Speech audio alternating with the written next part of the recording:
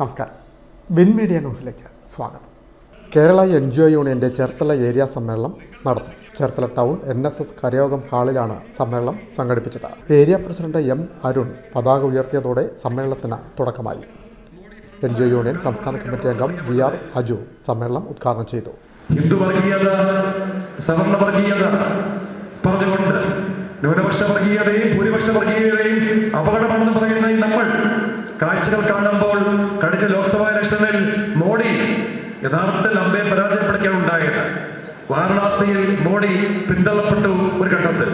പ്രിയമുള്ളവരെ, അവസാനം എങ്ങനെയാണ് രാജ്യം വീണ്ടും മോഡി ഭരിക്കുന്ന സാഹചര്യത്തിലേക്ക് വന്നത്?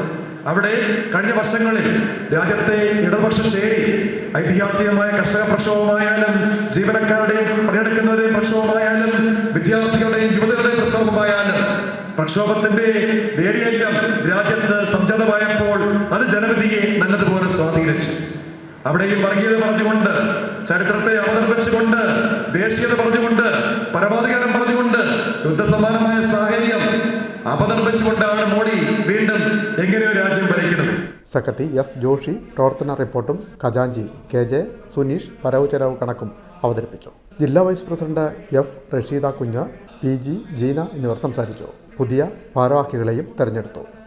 സഞ്ജു മോഹനെ പ്രസിഡന്റായും P. ലേഖ, A. നവാസ് എന്നിവരെ വൈസ് പ്രസിഡന്റുമാരായും, S. ജോഷിയെ സെക്രട്ടറിയായും, A. സുമീർ, R.